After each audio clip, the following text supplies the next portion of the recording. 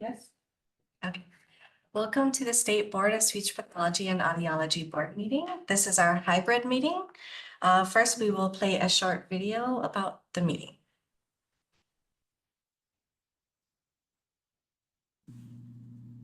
Welcome to the Professional and Vocational Licensing Virtual Board meeting. When the meeting begins momentarily,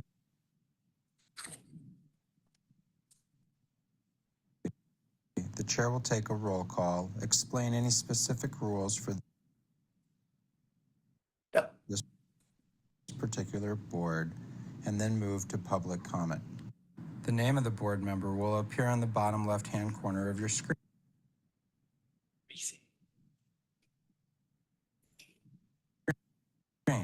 For instance, this is board member Y, and this is board member E. Public testimony will be accepted at the beginning of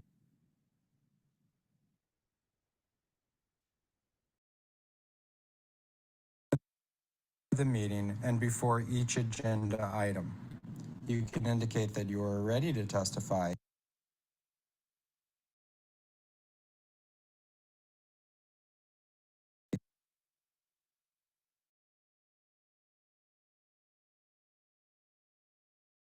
by clicking on the raise hand button being circled by the mouse on your screen now.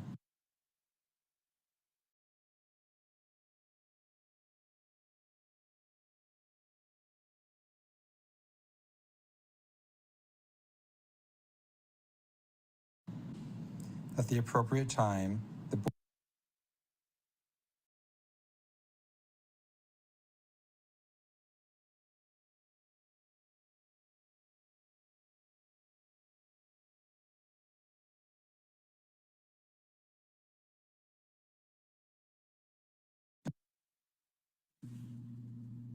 Welcome to the Professional and Vocational Licensing Virtual Board meeting.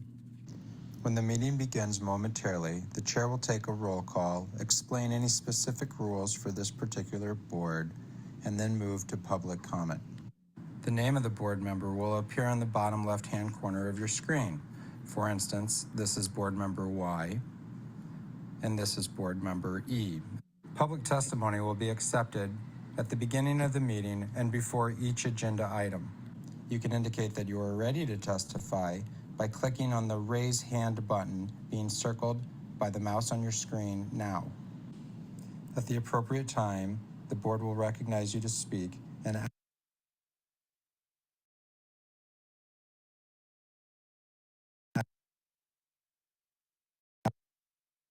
ask you to unmute your mic as shown here. Again, public testimony will be accepted at the beginning of the meeting and before each agenda item. Public attendees will not be able to unmute their microphone until recognized by the board. Public attendees who are recognized to testify will be asked to identify themselves by name and their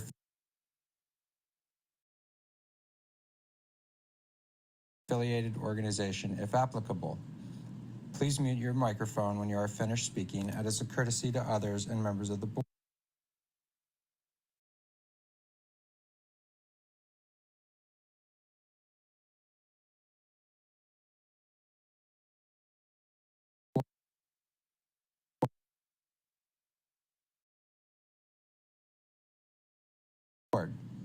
Public attendees will not be able to unmute themselves after the testimony is completed unless recognized again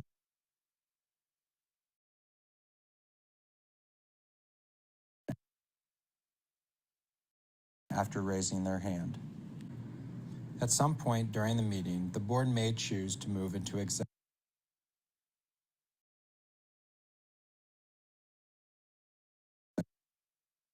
session. When the board moves into executive session, the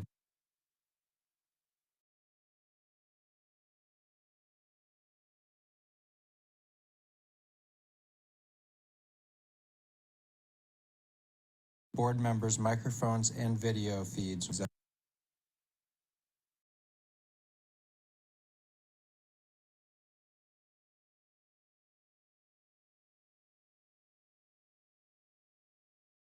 will be turned off.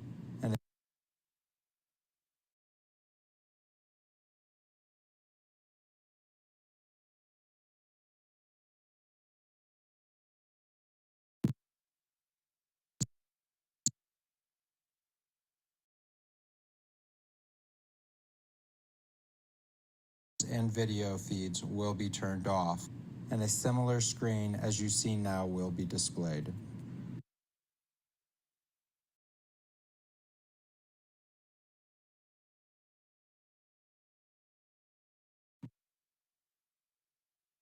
When the board returns from executive session, will be turned on as well as their video cameras. Their microphones will be turned on as well as their video cameras. Their microphones will be turned on as well as their video cameras. Welcome again to the Professional and Vocational Licensing Virtual Board Meeting.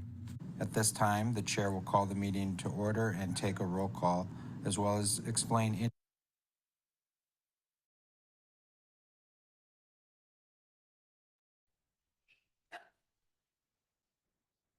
Good afternoon. We have, again, apologize for the technical difficulties with the video. We will explain some additional information now. So here we go. Internet access. To view the meeting and provide live oral testimony, please use the link at the top of the agenda. You will be asked to enter your name. Board requests that you enter your full name, but you may use a pseudonym or other identifier if you wish to remain anonymous.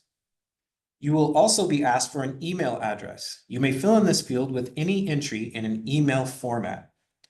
Your microphone will be automatically muted. When the chairperson asks for public testimony, you may click the raise hand button found on your Zoom screen to indicate that you wish to testify about that agenda item. The chairperson will individually enable each testifier to unmute their microphone when recognized by the chairperson. Please unmute your microphone before speaking and mute your microphone after you finish speaking. Phone access. If you cannot get internet access, you may get audio-only access by calling the phone number listed at the top of the agenda. Upon dialing the number, you will be prompted to enter the meeting ID, which is also listed at the top of the agenda. After entering the meeting ID, you will be asked to either enter your panelist number or wait to be admitted into the meeting. You will not have a panelist number, so please wait until you are admitted into the meeting. When the chairperson asks for public testimony, you may indicate you want to testify by entering star and then 9 on your phone's keypad. After entering star and then 9, a voice prompt will let you know that the host of the meeting has been notified. When recognized by the chairperson, you may unmute yourself by pressing star and then 6 on your phone. A voice prompt will let you know that you are unmuted. Once you are finished speaking, please enter star and then 6 again to mute yourself.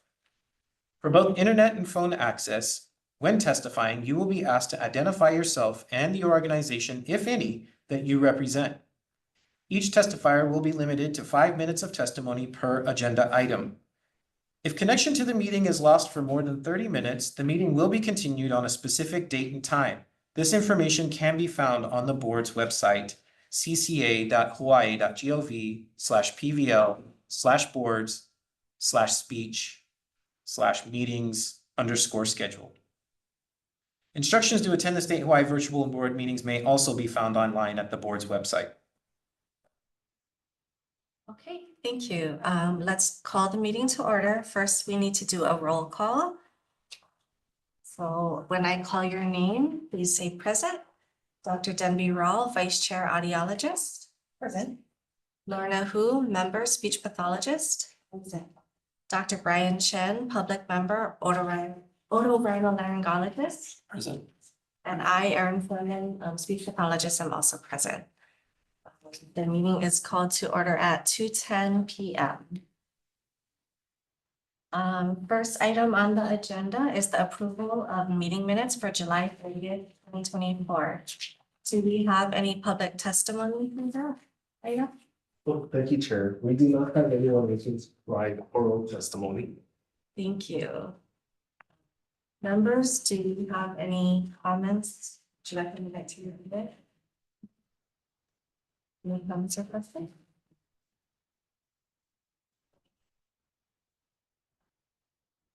Okay, then I'd like to make a motion to approve the minutes for July 30th, 2024.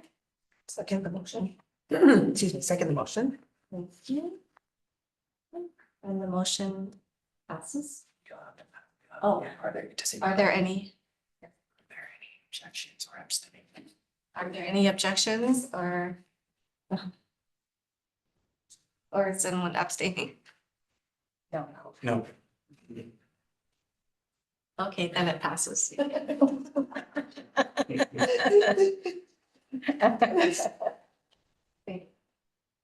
All right. Let's go to agenda item number 3. Applications and ratifications. Do we have any public testimony on this agenda item?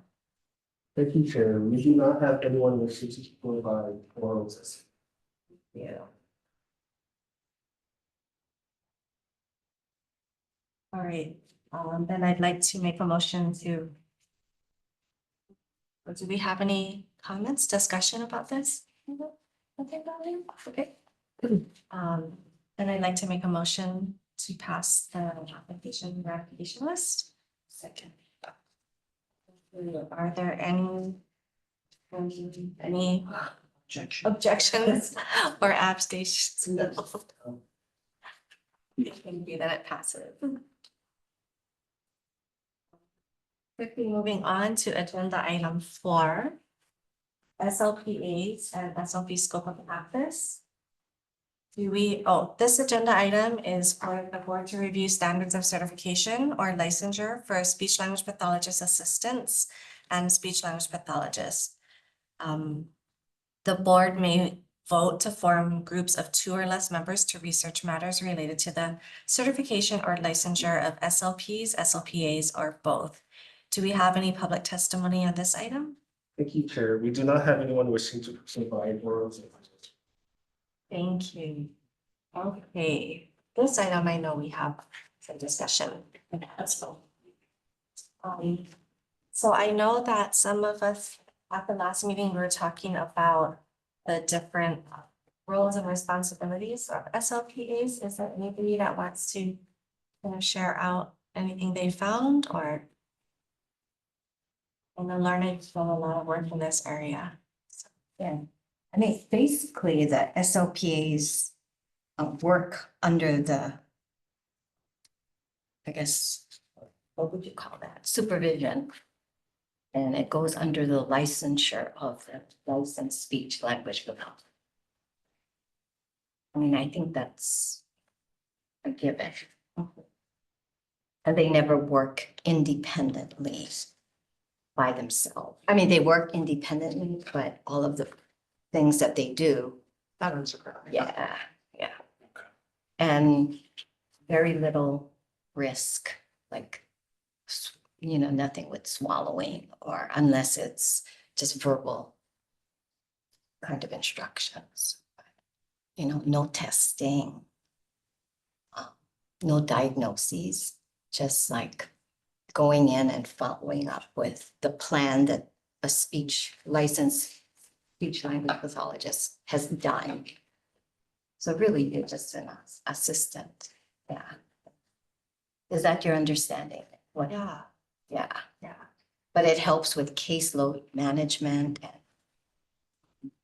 because a lot of times, it's non-life threatening, it's just drill practice of S sounds, R sounds.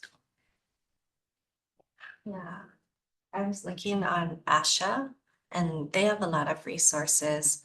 This one I thought was particularly good. It was the SLPA exam blueprint, and it's essentially just like a inventory of skills that you would need. But I thought that was a nice way to start and kind of talk about it as well today.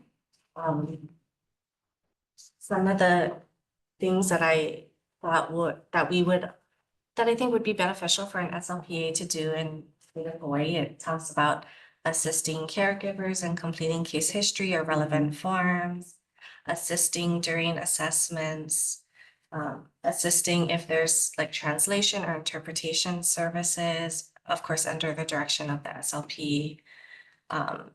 Following treatment plans, very generally creating activities,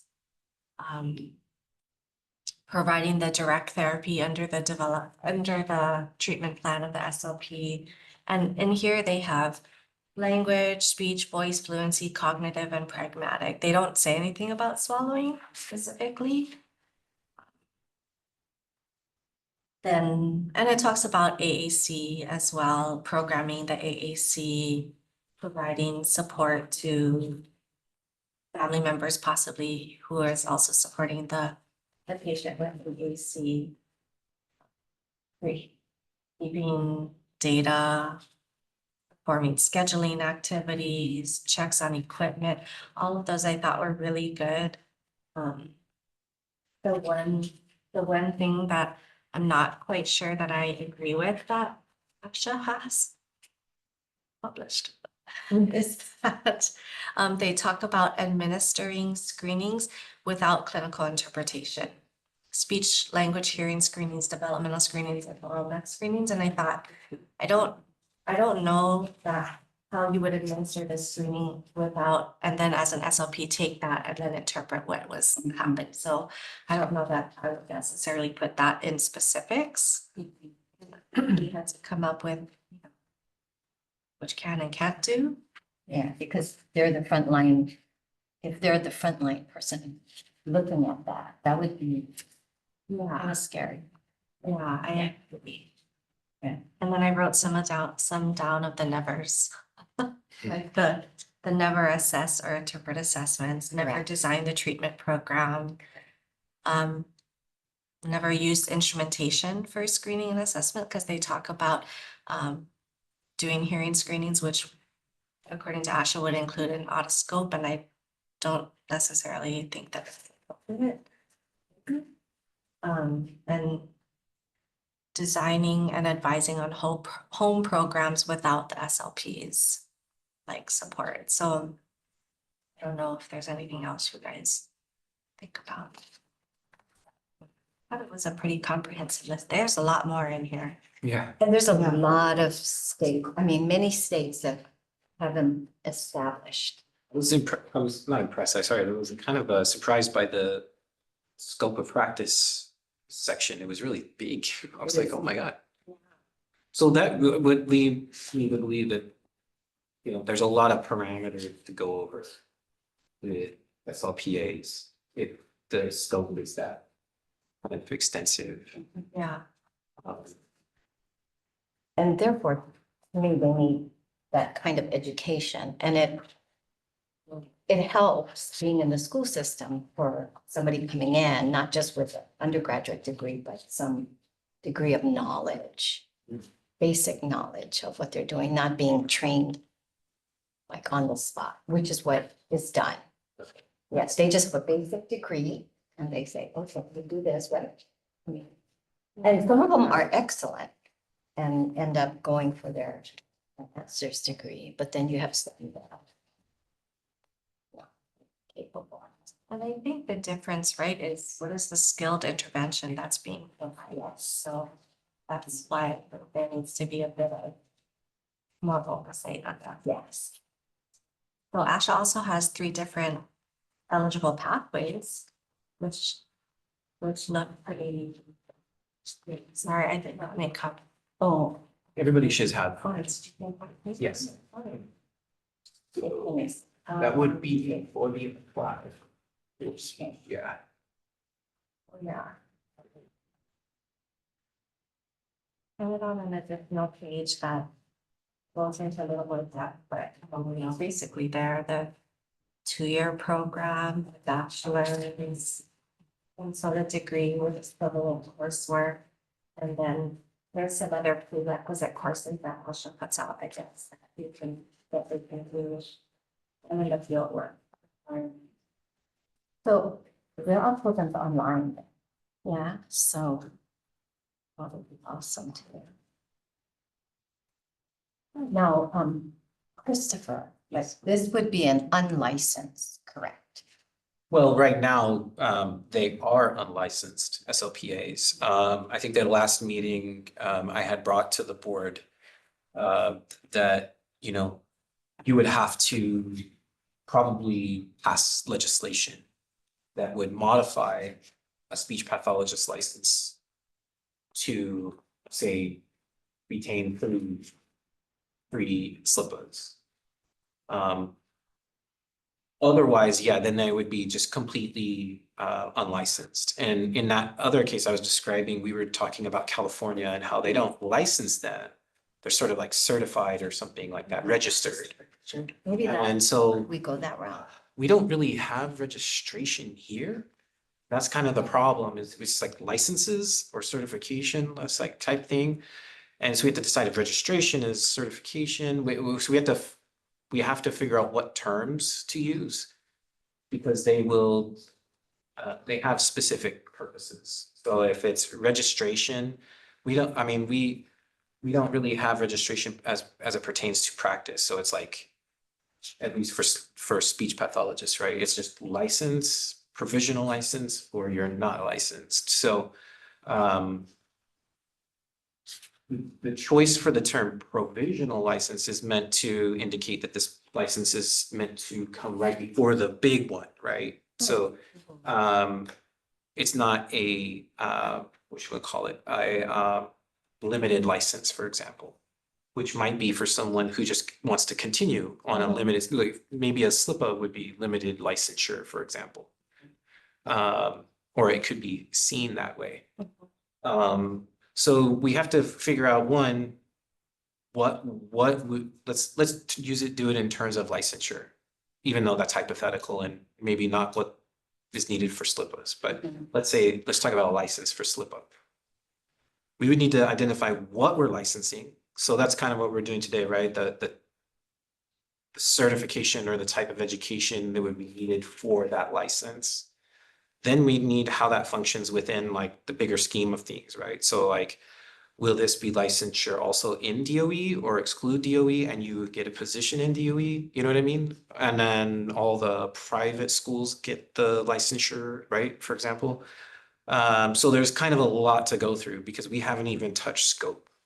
And so scope may be something again that will have to go into regs. So like it could be maybe rule or it could be statute. But I think at the last meeting, the board had discussed what a good idea it was to have the do's and don'ts, like what they cannot practice and what they can practice. And it's a list. I think you said California is a list. And so we have California from ASHA's website and what the requirements are. I didn't really see and grab the information from their laws because their laws are written different than ours. So it can be a little too overwhelming. That would be where I would find like what the actual scheme is. Like this is only on the SLPA or the SLP license. Then we should see that in the legal language, right? So you're not going to see anybody talking about a SLPA license. They're going to be talking about registering under the license of a SLP. Sorry, under an SLP. So we got to try and collect all the information around that, and then try to work it into something that could be usable for you guys, or at least if that's what you're thinking is needed to support the profession right now or in the future. So I hope that answered your question. I kind of wanted to add some additional information in there just so you knew. How do, the audio techs? Ours, so they also have the audiology assistant thing that they're trying to push through, but we don't have that yet. Our techs are learn on the job kinds of things. There's certifications, different certifications for things like hair conservation running and things like that, where they have to do the trainings and get a little certificate that says that they can do it. And that one is kind of self-restricting because if they don't have it, they don't have a way to log into any hair conservation system. And so that one is more of a centrally regulated kind of organization. Hmm. So that, and it's not just military, it's all hearing conservation programs, federal, like across the country. They use the same kind of guidance and system and everything. So in order for them to be able to, so they have to have that kind of So they certification. apply and have, do they? There's a course they have to do, it's like a, yeah, course and a test and everything. That's it. And then I'm sure how many years, every so many years, they have to do a refresher and update and everything. But that's not for necessarily an audiology assistant. It's just one of the teching roles. So there's so many other aspects that doesn't necessarily qualify them to or not to do, right? And PTAs and OT, how do they manage? They don't have licensure as well. Like. For PTA, Yeah, physical therapy assistant. yeah, assistants. And OT. OTs. quotas. I think they're certified, they're certificated. Or because they have a program at Kapilani because We paid for their license, so I know they have licensure. what did you say? Yeah, Quotas. yeah. quotas and, I don't know what it looks like, but they do have licensure in the state. If that could be a similar. right, right? Mhm, Yeah, mhm. however they manage. I don't know that, on their license that they are naming A specific a specific, right? physical therapist. I know that in medical, like with physician's assistants, PAs, they do go underneath the license of the medical doctor that is Right. supervising them. So when you look on that, the MD's license, like details, you'll see names of like PAs. Oh, okay. It would probably be something like that that we're looking at as a scheme. If they're like, say, registering under the license of a SLP, then you'll probably have on the license lookup the list of SLPAs that are underneath that license. But to qualify someone to be considered a SIPA to even go and look for an a speech pathologist to work under, how does that work? Because, I mean, because a quota can flip flop between many different OTs. Like you can have one quota for. OTs. okay, so you're saying assistants will be tied to a specific practitioner, therefore they couldn't go from practitioner to practitioner as Well, needed? Quotas are not, you're saying. Quotas are not. They're not. So they are able to go department to department, job to job, as long as there's an OT there to supervise them, they can. And that might be some information that SLPAs might want to have input in, because Yeah. if they want to, like, say, wait for a license to be acting more like that, that's a lot different than, say, putting them under another person's license, because again, I was just thinking, who would actually supply the application? Exactly. It would be the SLP. And if you And then did, you would be reporting your assistants to the board, and then they would go on. And there would probably be an application fee, maybe even a compliance resolution fund, fee, because it would involve additional funds for monitoring RICO, for example. So, yeah, it sucks because what happens is you start with a small idea and then you start to realize in order to actually administer it, you got to add all this stuff in. So the parameters, I think, and we're starting right there, is with that very general right, where we look at it. So yeah, I mean, that might be something that people who would end up doing that type of, degree or certification, that they may be like, the Board of Speech Pathology and Audiology totally made the decision on us to just be registered under somebody else's license. We want our own, I mean, I'm not sure if they would want to say that, but it's very new here as far as like on the books. sure. I mean, as far as practice, it seems like it's happening. So how do we marry those two together? What's already happening with what you guys want to do for the future and help the SLPs with Mhm. their assistance? So, yeah, it's up to you guys, really. Are they?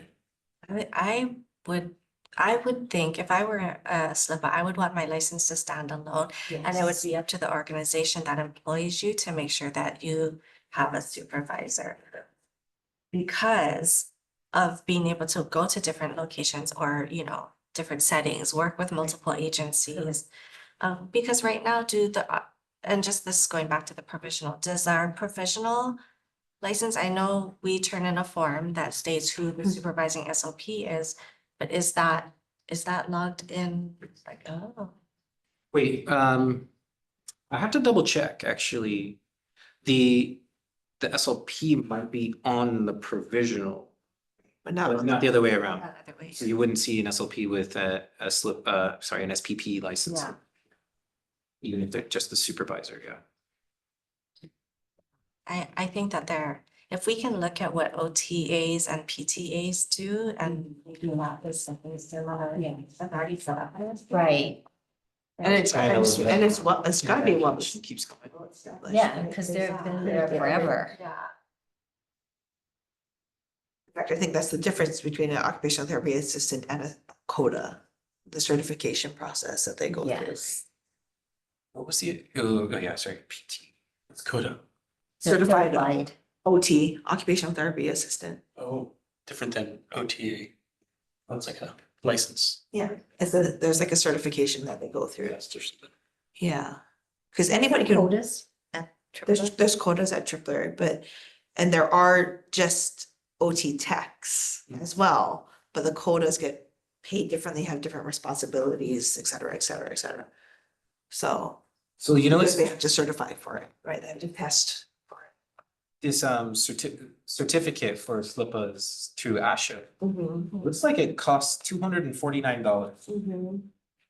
And so that would cover obviously the review and stuff, but it looks like you're gonna have to have application documents that record, you know, like the application document, so like we normally have, right? And you'd probably have to have a clinical practicum verification. There's an exam as well. Certification. There's, yeah, it looks like even courses are in here.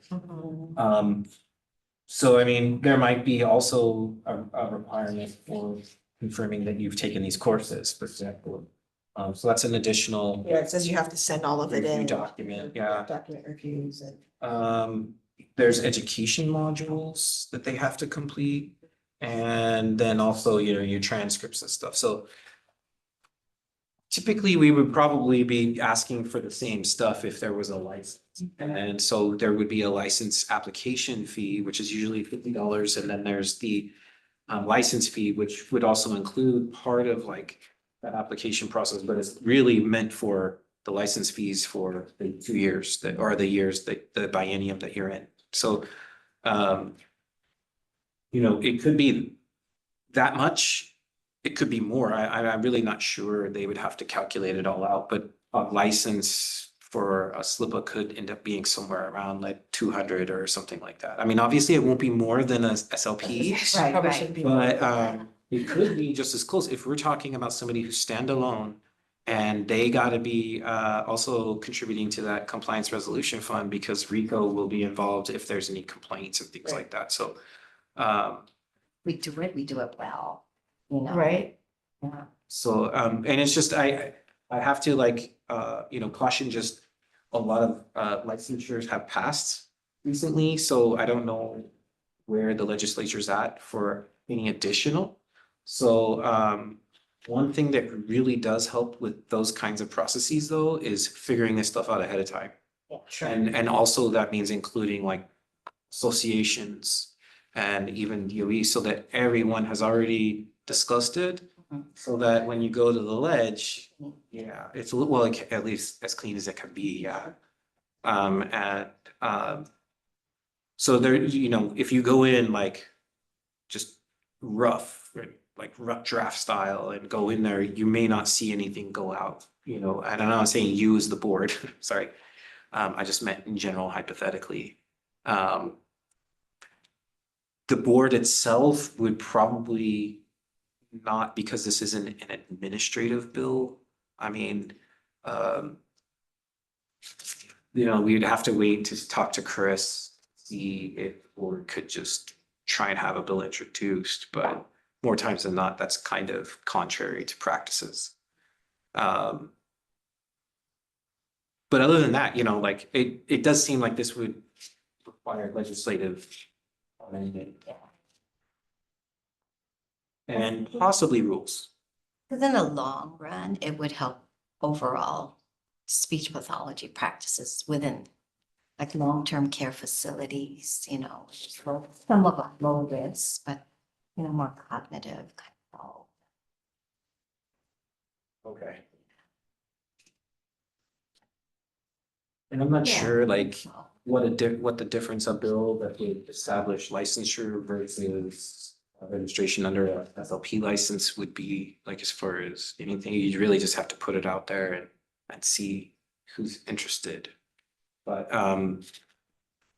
yeah, there's a lot of stuff to go. So at least as far as what types of standards would be conducive to Hawaii practice, administratable in Hawaii. So certain things like you saw, Chair, about certain certain duties that they could perform, and you're not agreeing. Luckily, it's Hawaii state law, so you guys have the control over that. Right. So if you justify why, then you Or can. just omitting, right?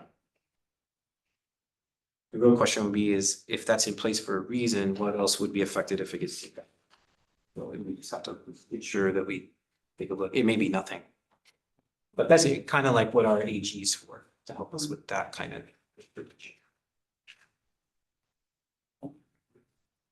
So we do a pig. Well, that's right. From the last meeting, I was gonna ask Chris to give a spiel on the sunshine law. Right. However, he had another meeting right now, so and also it wasn't put on the agenda, so we can wait. But the reason I bring that up with your question is, no, we don't need a PAI group or a PIG group. They're specifically created for a research project and that research project alone. And so it's kind of designed to not do an entire research project, but like a part. So for example, if you get 2-3 people to research all the registration licensure types in all states, and then you guys get to meet together and compile the list, that then you bring your results to the board and in a meeting, and then you are presented, and then everybody gets some time until another meeting, and then the board makes a determination off that information. So there'd be 3 meetings: to establish the PIG, to present the findings, and then the third would be any action off of that. So they're kind of wonky. They're so specific. It might be better just to have 2 people, because that's under the 2 people or less under quorum, and that would allow them to work and do the same thing, and you wouldn't have the limitations of the 3 groups, and even possibly you could generalize it a little bit more. So you could talk about if you could be established to research FLIPA licensing, just general, instead of a specific subject matter. So yeah, the board could establish a 2-person group to basically do the same thing. Okay. There's 2 species. Unless you guys- 2 species. Like, you guys would be the best ones to kind of decide Are what you guys oddies? Call it species. oddballs. Well, because they have slippers for biological duties, how does that line up? What do you mean slippers for? I mean. There's the no, AA. Oh, that's AA. Yeah, it's an audiology assistant. Okay. It's different, so if this is gonna be more along the lines of what like an audiology tech would be doing for us and things like that. I didn't see anything in here about, there's like hearing screening and stuff, but it doesn't have any mention of like hearing conservation. Oh, no, there is hearing conservation. No, there's not. Sorry, that's wrong. It's intervention things, but not actual diagnoses kind of stuff. So. So actually, should we be looking at 2 additional licenses? How did, I mean, they could possibly be lumped together, but it's just, they're just as different as speech pathology and audiology are, right? Like, we get them together because our name sounds really good together, but other than that, it's not.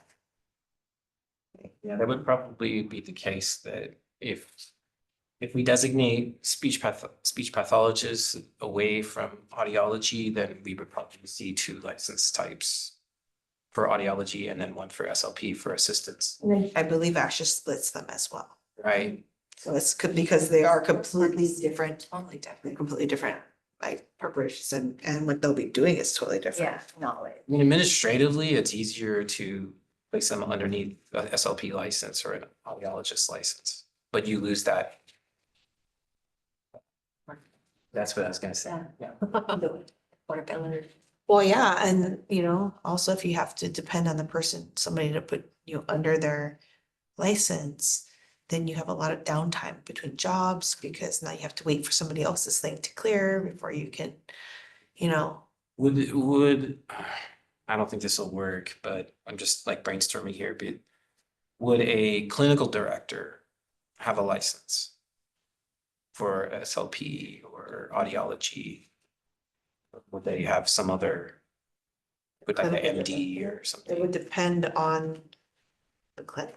Or the facility, Facility yeah. itself. Do they have like, are the clinics like in network systems? I'm trying to think of how you could tie a single individual, like a clinical director, to multiple SLPAs within a network or system. So that they're all within still. I can see that in like a major medical center kind of thing, like you could have one person at Tripler to do that, like one person is in charge of overseeing all the things, like how you do with all the residents, right? Like you are in charge of all of these people. We're at like Kapiolani or something, right? They have either it's an audiologist or an SLP who's in charge of the rehab department. I think at They Queens is a oversee- podiatrist, right? Right, it depends on whichever hospital and whatever their hierarchy is with things. That sounds more difficult. Yeah. I think it would be tricky because I don't think you're gonna always have somebody being either a speech pathologist or an audiologist in that role. Okay. Yeah, and a lot of like the nursing homes too, it's all contracts, so I Right. don't know who would Yeah, then be in. I think you're eventually gonna be looking at it individualized, like a whole separate path of either you're gonna let it run as just you have a certification, you can go. Or you're gonna have to figure out a way to do the licensure and the certification through the state. I really like synthesizing dichotomy, but in this instance, I just don't see See it happening that way. it's gotta be one way or the other seems, yeah. That's, I can't imagine how you would do it where you could go under somebody else's license. But in the Yeah. DOE system, you would have this speech pathologist in charge of that person. Sure, Just like- supervisory. Right, right. Supervising, with you would in any practice, Right. right? You'd have this, I mean, it's built into the certification too, but how you get the person to be validated as a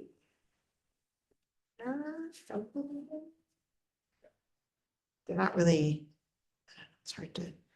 Yeah, and then the other part I forgot is, that may make this not 50-50 is insurance reimbursement. So, I mean, you guys obviously want to make sure that the public is safe.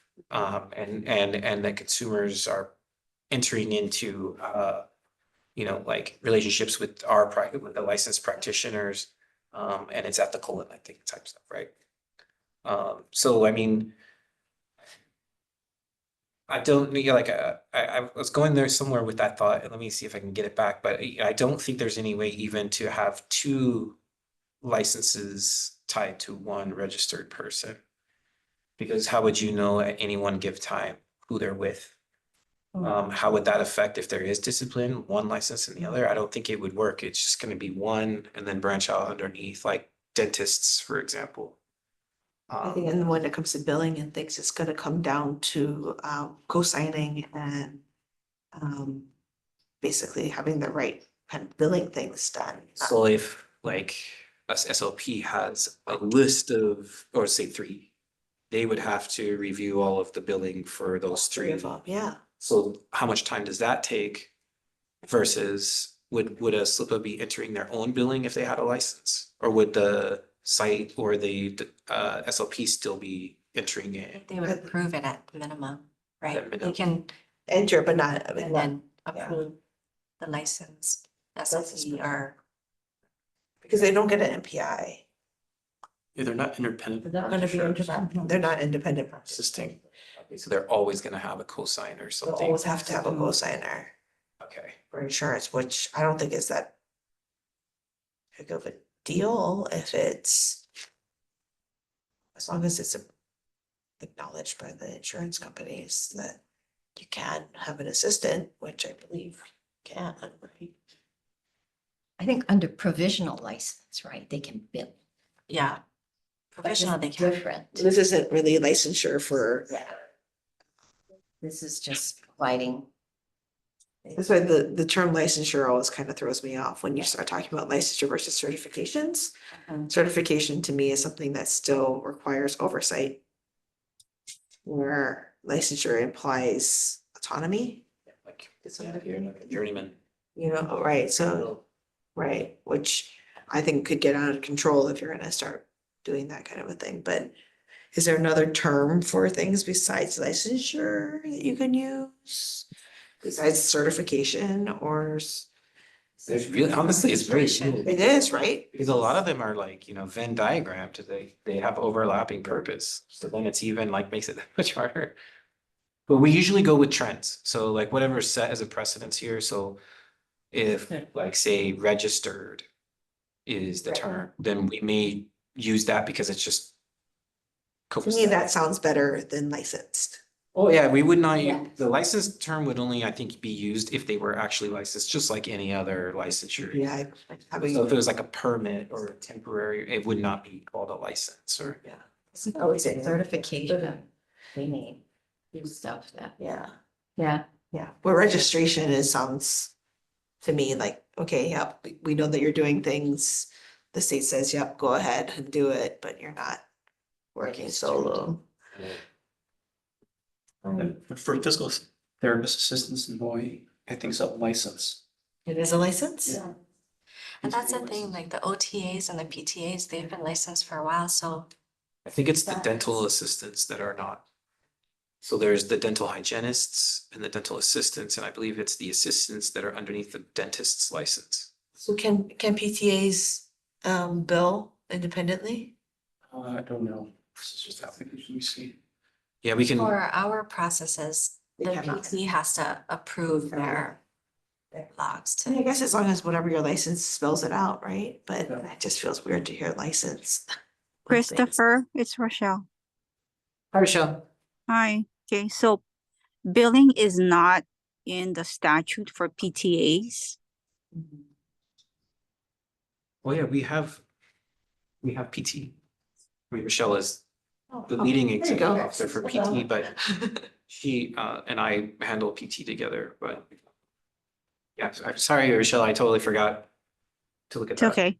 So we do license PTAs, but as far as billing and reimbursement, insurance reimbursements, it is not stated on the statute anything about billing for them.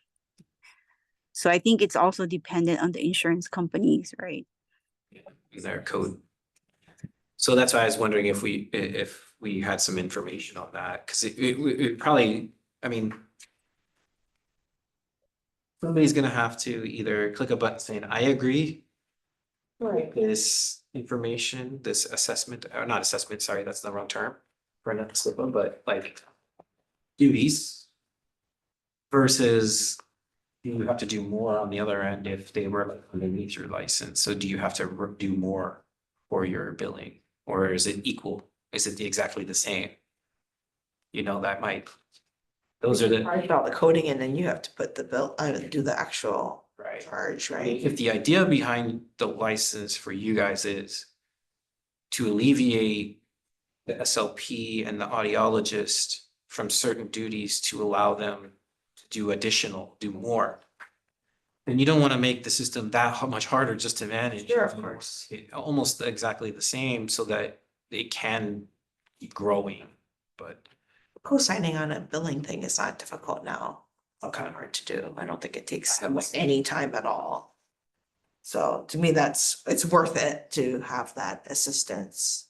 Are there practices where there's already medical assistants working in a SLIPA capacity? No. Not that I'm aware So I just wonder how they would have to of, other than doing tech. go through the SLIPA process. You know? Like our audiology techs, right? We have them, and they would be the equivalent of audiology assistant. Yeah. But we just never had the title of an audiology assistant until recently.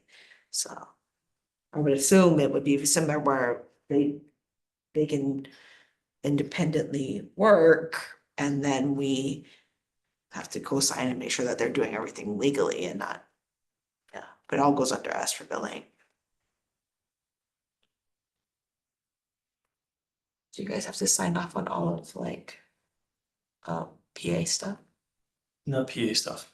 Because PAs are independent practitioners. They're independent practitioners. So- Well, some all the residents. Right. They're not otolaryngologists yet. Right. I think residents also are, are they under your license too? Are they registered? Sort of. They have their own medical license, but if they're doing like ENT specific stuff, Especially. we have to sign off on what they're doing.